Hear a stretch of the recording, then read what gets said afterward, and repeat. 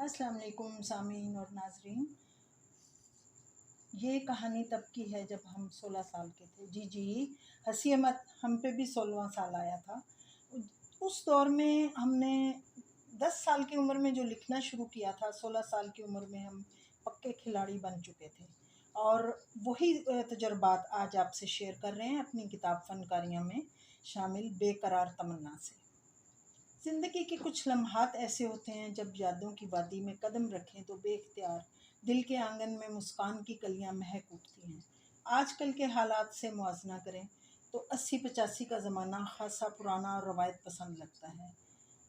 अब हम इस बहस में हरगिज़ नहीं पढ़ना चाहते कि आज के दौर में वालिदैन ने औलाद को किस हद तक आज़ादी और सहल पसंदी अता की है। जिस दौर की हम बात कर रहे हैं तब बेटियों का वालिदैन और खुसूसन वालिद के सामने फ़िल्म, टीवी और गीतों का ज़िक्र करना नामुनासिब और मायूब समझा जाता था। हमारे वालिद मोहतरम की शख्सियत इंतहाई बावक़ार और बुर्दबार थी। वो औलाद से मोहब्बत करने वाले शफ़ीक बाप थे। यही वजह थी कि हम उनके सामने मौसीकी सुनने और फ़िल्म देखने से इज्तनाब करते थे। और मज़े की बात यह है कि स्कूल कॉलेज के ज़माने से ही हमें मौसीकी से बेहद लगाव रहा। ख़ासकर मौसीकी की लय पे खाना पकाने का लुत्फ़ ही कुछ और था।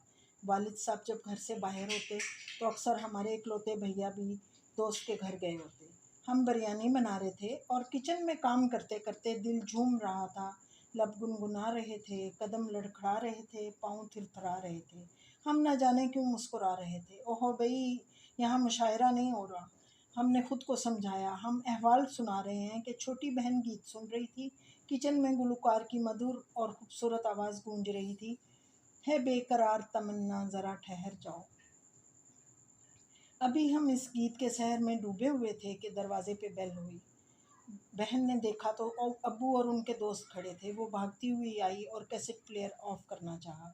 जी हाँ, कैसेट प्लेयर। ये बात हो रही है 85 के दौर की। तब मोबाइल और यूट्यूब पर गाने सुनने का पता भी नहीं था कि कैसेट प्लेयर में ही मौसीकी की दुनिया आबाद होती। ये वो दौर है जब मोबाइल और यूट्यूब पर गाने सुनने का पता भी नहीं था कि कैसेट प्लेयर में ही मौसीकी की दुनिया आबाद होती थी। अब हुआ कुछ यूँ कि कैसेट प्लेयर में फंस गई।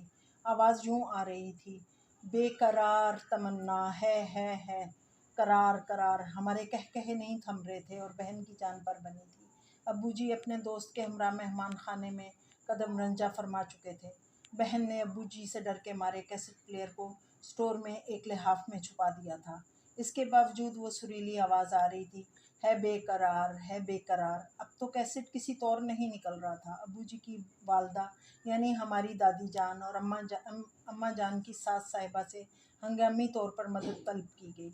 उनके मुखलिसाना मशवरे पर अमल करते हुए रेडियो ऑन किया गया ताकि बेकरार तमन्ना ज़रा ठहर जाए। रेडियो पर भी खबरें, मौसम का हाल या मजहबी प्रोग्राम की बजाय नूर जहाँ दी ग्रेट गा रही थीं। सानू नहर वाले पुल ते बुला के, सानू नहर वाले पुल ते बुला के ते खौरे माही किथे रह गया। सोने पे सुहागा के अब्बू जी और उनके दोस्त गुफ्तगू की बजाय खामोश बैठे थे। गीतों की माला शायद उनके कानों में भी रस घोल रही थी, मगर हम बहन के साथ खड़े मुजरमों की तरह शर्मसार थे और मुंतज़िर थे कि अभी अब्बू जी की धुआंधार तकरीर सुनने को मिलेगी। मगर बिल्कुल ही हैरत अंगेज़ बात यह हुई कि मेहमान खाने से चाय और पकौड़ों की फरमाइश हुई। हम खुशी खुशी चाय बनाने लगे और बहन ने अम्मी के साथ पकौड़ों के लवाजमात तैयार किए। यूँ बेकरार तमन्ना ठहरी गई। तो नाजरीन और सामीन, आप बताइएगा आपको हमारी बेकरार तमन्ना कैसी लगी। ज़रूर बताइएगा, लाइक कीजिएगा, सब्सक्राइब कीजिएगा और शेयर कीजिए। हाँ जी, तो अब आपको इस चीज़ का तजस्सुस होगा कि बेकरार तमन्ना कैसे ठहरी। हाँ जी, है बेकरार तमन्ना ज़रा ठहर जाओ। हाँ जी, बेकरार तमन्ना ठहरी गई हमारी इल्तिजा पे। तो चलिए इजाज़त दीजिए, आइंदा किसी नई वीडियो में मुलाकात होगी। आपकी सईदा फातिमा रिज़वी। ठीक है।